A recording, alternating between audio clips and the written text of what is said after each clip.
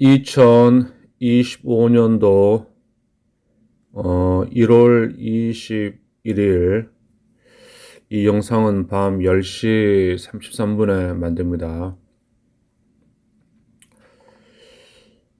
아스팔트에서 대한민국 국가와 국민의 자유를 지키기 위해 가지고 투쟁을 하고 있는 우리 대한민국 국민 여러분 감사합니다. 그리고 대다수의 대한민국 국민 여러분 감사합니다.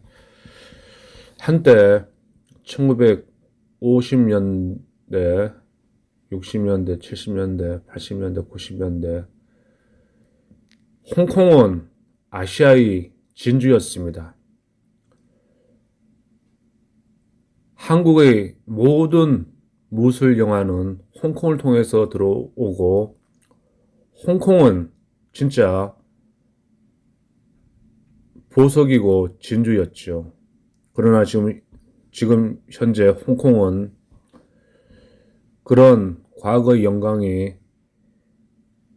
부와 명예가 다 사라져 버린 한 해안가에 있는 중국의 도시에 지나지 않습니다. 중국은 어떻게 홍콩을 그렇게 빛나던 홍콩의 불을 꺼뜨렸나 거기에 대해 가지고 말씀 좀 드리겠습니다. 이 원고는 지금 우리 SNS에서 돌아다니는 원고입니다. 자, 왜 홍콩은 불이 꺼졌고 대만은 한국보다 더 잘 나가는 일본보다 더 잘 나가는 국가가 되었나?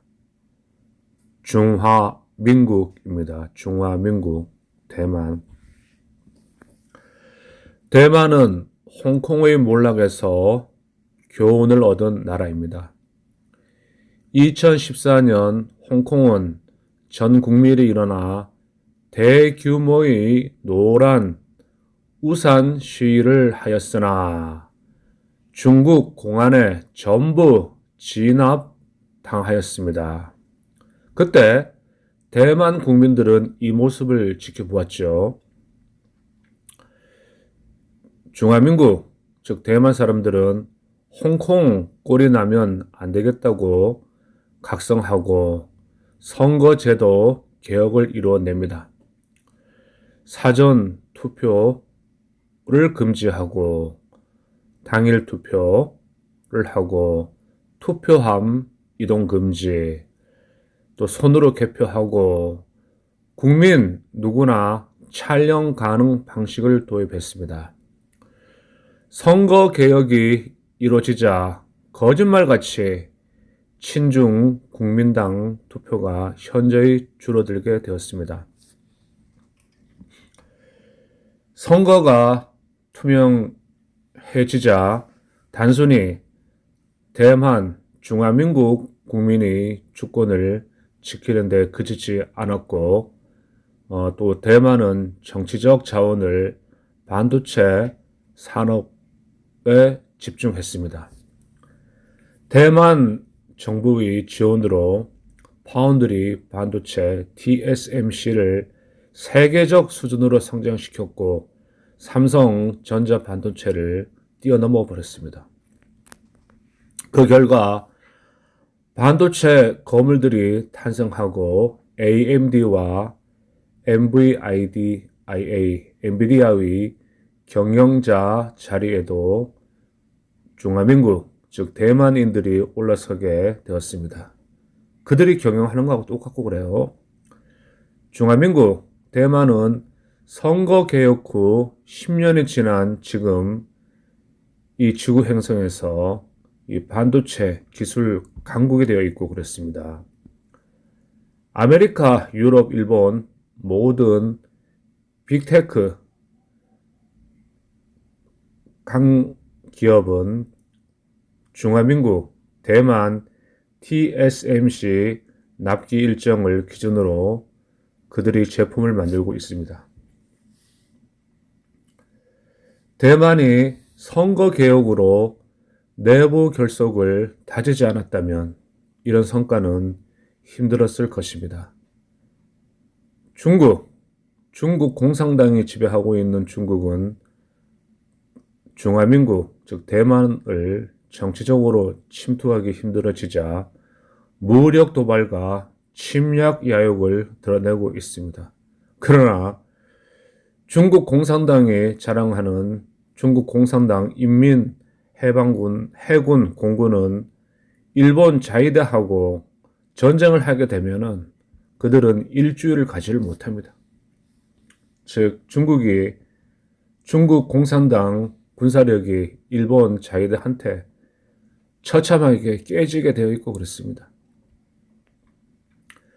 그리고 실제로 그 지구상에서 약한 나라, 그 티베트, 위구르는 중국 공산당 인민해방군이 무력으로 침입을 하고 좀 힘이 있는 나라는 선거를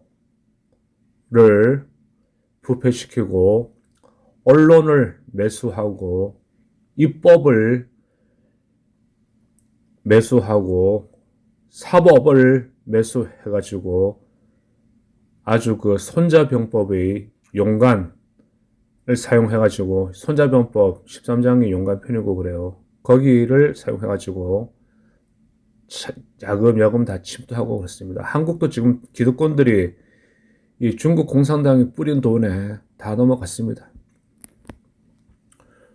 홍콩은 위 모든 것이 장악당했고 순식간에 중국 공산당에 넘겨진 나라입니다. 원래 홍콩은 영국의 식민지였는데 뭐 100년 뒤에 뭐 돌려주기로 했기 때문에 그런데 그 자유화된 홍콩이 공산국가 중국으로 넘어가가지고 살 수 있을까요? 원래 홍콩 인구는 약 800만 명이었습니다. 중국 공산당은 홍콩을 삼키고 난 뒤 이민법을 개정했습니다. 중국 본토인들이 홍콩에 1년에 2회 방문할 수 있게 해줬고 외지 시골에 있는 모든 중국인들이 홍콩으로 몰려들기 시작했죠. 홍콩에 돈이 있는 자들이 몰려든 게 아니라 아주 중국에서도 아주 골치 아픈 사람들, 이 빈민들이 홍콩으로 몰려들어 가지고 상상 한번 해보십시오. 홍콩의 경찰 치안은 극도로 악화되었고 영어를 할 줄 모르는 택시 기사들이 생기고 홍콩의 뒷길에는 뭐 3만원짜 4만원, 만원에 자기 몸을 파는 매춘을 하는 여자들이 성행하게 되었습니다. 공중전화 부스, 공원, 건물 계단 등 모든 곳에서 사람들이 누워 자고 노숙자, 그들이 누구겠습니까? 중국에서 보낸 사람들이고 그러죠. 이민법 개정 후 3년 만에 450만 명의 중국인이 홍콩으로 들어갔습니다. 치안이 불안을 조성하고 홍콩의 랭크마트였던 네온사인까지 철거되었습니다. 홍콩을 그 찬란한 아시아의 진주, 아시아의 별, 홍콩을 외부와 차단시키고 문화, 경쟁력을 잃게 만들며 금융까지 죽여버렸습니다. 모든 금융은 홍콩에서 했는데 지금 누가 홍콩에 갑니까? 왜 싱가포르로 가지? 현재 한국에도 민노총 110만 명, 중국 유학생 10만 명, 조선족이 약 80만 명이 거주하고 있습니다. 한국에 민노총 110만 명, 중국 유학생이 10만 명, 조선족이 80만 명이 거주하고 있습니다. 이들은 아직 조직적으로 인터넷과 SNS를 통해서 정치 행동을 하고 있고 아스팔트 정치 질패에 나와 가지고 참여하고 있고 그렇습니다. 탄핵 후 한국의 중국 친화적인 정권이 다시 돌아오게 될 가능성이 아주 높습니다. 더불어 민주당은 중국 공산당을 큰 산, 자기네들을 작은 산이라고 부르고 우리는 조선은 중국의 엉덩이에 달라붙어가는 팔이라고 말하는 정권이고 그래요. 중국이 정권을 찬탈 후 이번에는 아주 노골적으로 그 좌파들이 이민법을 개정할 가능성이 있어요. 미국의 눈치를 보지 않고 중국의 빈민들, 가난한 사람들을 한국에 엄청나게 집어넣을 것입니다. 노무현 정부 때, 노무현 정권 때 재외동포법으로 중국인에게 지문을 등록하지 않는 방문 비자를 주었어요. 지문 채취가 없으면은 신분 위조가 가능하고 범죄자 유입을 장려하기에 욕을 많이 먹어요. 대한민국 모든 국민들은 주민등록증이 나오고 그러면은 무조건 모든 손가락 다 찍고 손에 있는 지문을 다 찍어버리고 그래요. 그런데 왜 중국인들은 안 찍습니다. 외국인들 같은 경우도 입국하고 그럴 때 지문을 찍어야 됩니다. 그래야지 우리가 살 수가 있고 치안이 잘 유지됩니다. 하지만 노무현 정권은 인간의 권리를 주장하면서 지문 기록 없이 중국의 범죄자와 불황자들을 모두 받아들였죠. 그래서 노무현 정권 동안 조선족이 30만 명이 늘어나게 되었고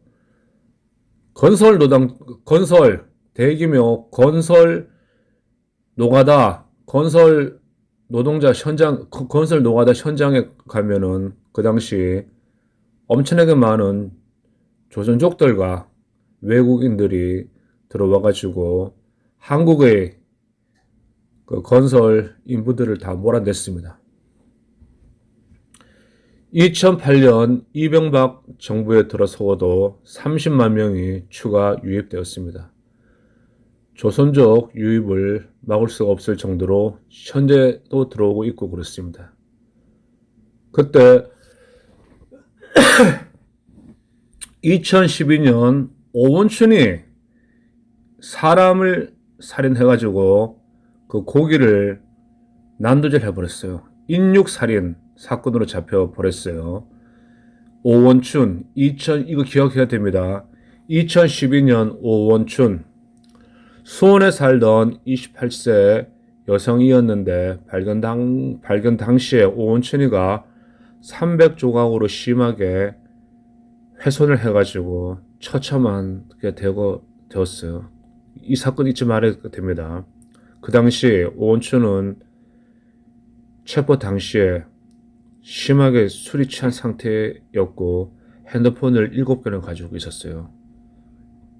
핸드폰 7개가 다 피해자들 거고 그렇겠죠. 그 오원춘이 잡히기 전까지 그때 인육 캡슐이 중국에서 들어온다 해가지고 그런 괴담이 있었는데 믿을만한 거고 그랬죠. 그런 유언비어가 돌고 그랬어요. 괴담이었죠. 오원춘이 체포된 이유도 술에 취해 있었기 때문에 체포되고 그랬어요. 28세 여성은 방심한 틈에 도망쳐 살해당하기 전에 자신의 핸드폰으로 신고를 했고 경찰의 늦은 출동으로 여성은 살해당하고 이 인육 사건이 세상에 알려지게 되었어요. 그 당시 희생된 28세 여성은 방심한 틈에 도망쳐 살해 당하기 전에 자신의 핸드폰으로 신고를 했었고 경찰의 늦은 출동으로 여성은 살해당하고 이 인육 사건이 세상에 알려지게 됩니다. 당시 CCTV에는 망을 봐주던 여인이 목격되는 등 국민 불안이 커지게 되었어요. 그제서야 민주당은 조선족 지문 날인법을 국회에 통과시켜 조선족 유입이 진정되었죠. 한국말을 하는 중국인 80만 명이 순식간에 한국에 들어와 버립니다. 이거 홍콩하고 똑같이 되어버리고 그러는 거예요.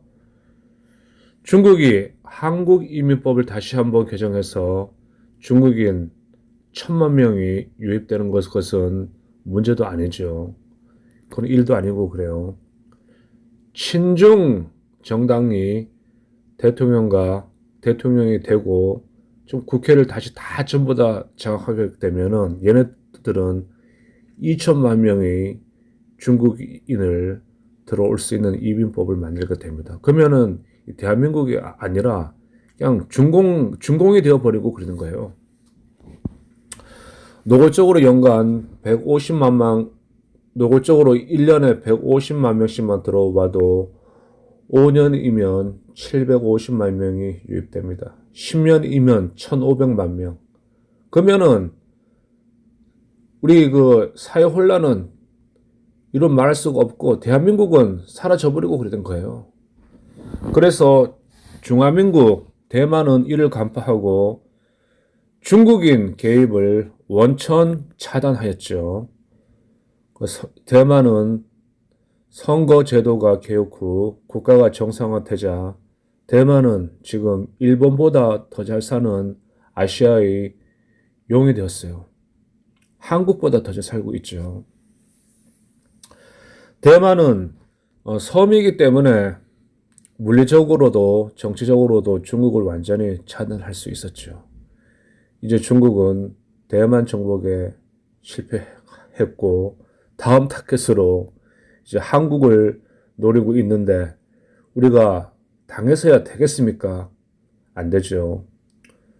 중국은 이미 대한민국 기독권층을 다 잡아먹어 버렸어요. 보세요. 언론들, 정치인들, 관료들, 경찰들, 검찰들, 중국 애들한테 벌벌벌벌 기고 있고 그러잖아요. 그 마누라들까지. 돈이, 돈 몇 번 벌려고 영혼과 국가와 국민을 팔아버렸어요. 중국 자본을 앞서요. 중국 돈을 안 먹은 놈이 없어요. 지금 아스팔트에도 보니까 중국 돈이 뿌려지고 아스팔트에도 지금 중국 돈이 뿌려지고 있고 그래요. 입법기관 애들, 행정부, 사법부, 선거기관에 그 친중 세력들이 모두 꽂아 넣었는데 다 돈을 처먹고 그런 거예요. 현재 방송사의 그 편하던 모습이 이런 거고 그래요.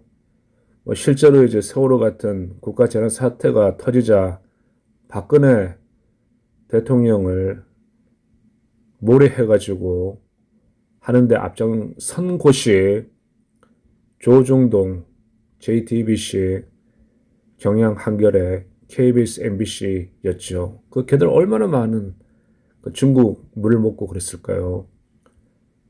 그 결과로 문재인이 박근혜 대통령의 권력을 도둑질하고 그랬죠. 문재인은 한국의 에너지 자립을 방해했어요. 문재인 정부는 5년간 원자력 산업과 원자력에 종사했던 인재들을 멸종시켜버렸습니다. 전부 다 죽여버렸어요. 몰살시켜버렸어요. 또 신규 원전 건설을 중단해버렸고 다음에 또 월성 1호기를 조기 폐쇄해버렸고 원자력 인재 양성을 중단해버렸고 그 당시 전국에 있는 대학교 공대의 그 원자력 학과가 전부 다 다 사라져버리고 멸종 위기에 가고 그랬죠. 원전을 죽으며 한국의 에너지 자립을 할 수 있는 기반을 다 죽여버렸어요. 한국은 원전이 원자력 발전소가 없으면은 외국 회사 가서 사고 와야 됩니다. 이렇게 나라가 지금 중국에 넘어가 버렸어요. 자, 이걸 어떻게 해결하는가? 우리가 이제 중국 아이들하고 싸워야 됩니다. 또 문재인 정권은 성인지 예산이라는 명목하에 32조 원이라는 비상식적인 예산을 여성단체와 시민단체에 뿌렸어요.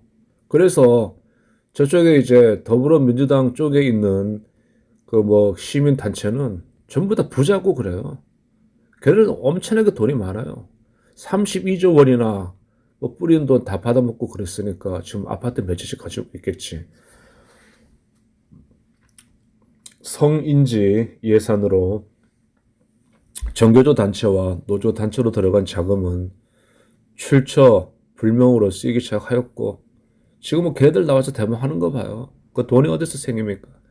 그 뭐 저기 뭐 미국을 미제국주의를 타도하자고 하면서 정교조 교사 아들 딸들 민노총 간부 아들 딸들 가네들은 전부 다 왜 외국으로 빼이쟁이는 또 유학을 안 보내. 전부 다 저기 그 미국으로 또 유학을 보내고 그랬어요. 그 돈 어디서 난 거야? 문재인 정부 기간 동안에 실제로 여성 우대 정책으로 페미니즘과 남녀 갈등이 극대화가 되어버렸어요. 결과적으로 혼인율과 출산율이 사라져버렸어요. 민노총이 110만 명, 한국에 사는 80만 명이 조선족, 10만의 중국 유학생, 그리고 연변 조선족, 자치주 댓글 부대 등 인터넷 공작은 젠더 갈등에 불을 붙였죠. 남과 여를 불문하고 한국인들이 인터넷 커뮤니티 내 동지로 하던 개최 이야기는 경계 없이 잘 받아들이는 걸 알고 있고 그걸로 해가지고 지금 한국을 중국의 식민지로 만들어 버렸어요. 무찌르자 오랑캐 몇백만이냐. 우리 1950년도에 우리 할아버지, 할머니, 아버지, 어머니 세대들은 중국하고 전쟁을 했어요. 중공공산당하고 전쟁을 했어요. 그때 이제 한국 전쟁에 참여한 그 부대가 조선족 부대가 낙동강까지 밀고 내려오고 그랬죠. 그때 우리 할아버지들, 할머니들, 우리 조상님들 엄청나게 많이 저들이 총과 칼에 엄청나게 많이 죽임을 당한 거 그랬어요. 중국은 이러한 전략을 통해 한국 인구를 줄이고 친중 정당을 구성한 후 빈자리를 장민으로 채우려 합니다. 앞으로 10년 지나고 나면은 국회의원하고 그러면은 거기 이제 중국에서 건너온 아이들이 한 300명 중에 150명이 국회의원하고 있을 겁니다. 왜? 중국 아이들은 말을 잘 하거든. 걔네들은 이제 공산주의 국가고 그러니까 선전선동을 어릴 때부터 해요. 정치적이고 그러니까. 자, 대한민국 지금 망해가고 있고 그래요. 홍콩에서 했던 것과 같이 언론, 사법, 행정, 선거, 입법이 5가지를 장악하면 실제로 국가 정복이 가능하고 그래요. 이것을 2020년도 거의 한 20년을 통해 가지고 오바마 정권 때부터 해가지고 중국 공산당이 미국을 상대로 시험해버렸잖아요. 미국을 상대로 시험해버리고 시험하고 그러니까 통해. 그러니까 미국에 있는 그 기득권 아이들이 중국의 여성과 뭐 떡을 치고, 예? 떡을 빵빵빵빵 치고, 또 돈도 많이 받아 먹고 엄청나게 미국이 부패 타락해버렸잖아요. 그래서 뭐 저번에 4년 전에 바이든하고 트럼프하고 선거 결과가 이상하게 나오고 그랬던 거예요. 자, 이렇게 해가지고 2022년 일론 머스크는 한국인이 테슬라를 많이 산다고 좋아했다고 하네요. 머스크는 한국 인구가 몇 년 안에 3분의 1로 감소할 것으로 경고도 했죠. 그리고 다 이거 새끼들 다 보고 있고 그러는 거예요. 우리가 한국 국민이 지금 우리 국민들이 깨어나지 않고 그러면은 이 역사 속으로 사라져가지고 옛날 그 일본 식민지 시대 때보다 더 처참하게 살아갑니다. 일본 식민지 시대 때 지금 북한에 있는 사람들은 잘 살았어요. 왜? 거기 일본 아이들이 공장을 많이 만들고 뭐 산업을 많이 육성시키고 그랬잖아요. 근데 지금 북한을 다루는 사람들 이야기 되면은 외정 시대 때 뭐 건설 현황으로 지금 살고 있고 엄청 나게 그 시대가 낫다고 하고 그랬잖아요. 자, 대한민국 지금 망해가고 있어요. 홍콩처럼 망할 것인가? 아니면 대만처럼 다시 일어날 것인가? 그래서 지금 윤석열 정권이 그것을 깨닫고 부정선거 말하고 그러는 거예요. 부정선거는 그건 더 이상 음모가 아니라 우리 대한민국 기득권들은 똑똑해. 뭐 엄청나게 잘했어. 지도자 잘 만나고 그래 엄청나게 똑똑하고 그래요. 그런데 그네들이 뇌물을 처먹고 여자 떡을 여성을 붙여주는 그 섹스에 중독되어 버리고 떡을 처먹고 떡떡떡떡 하고 돈을 받고 또 지들 또 이제 국가와 국민을 생각하지 않고 지들 개인 사업을 하고 기득권들이 현재 그리고 있어요. 그래서 이 대한민국이 이렇게 되어버리고 박근혜 탄핵 당해버리고 지금 뭐 윤석열까지 중국 공산당 아이들이 탄핵을 하는 과정이고 그래요. 여러분들은 중국 공산당의 노예로 살겠습니까? 아니면 자유 영혼을 가진 자유인으로 살겠습니까? 자, 제가 말은 엄청나게 못하는데 영상 만들어가지고 올립니다. 감사합니다. 하늘에 계신 하나님 아버지 이름이 거룩히 여김을 받으시오며 나라에 임하옵시오며 뜻이 하늘에서 이루어진 같이 이 땅에서 하나님 뜻이 이루어지나이다. 오늘날 우리에게 일용할 양식을 주옵시고 우리가 우리에게 죄 지은 자를 용서해 준 같이 우리 죄를 용서해 주옵시고 우리를 시험 들지 말게 하옵시며 다만 악에서 구원해 주시옵소서. 나라와 권세와 영광이 하나님 아버지께 영원히 쌓였나이다. 아멘. 감사합니다.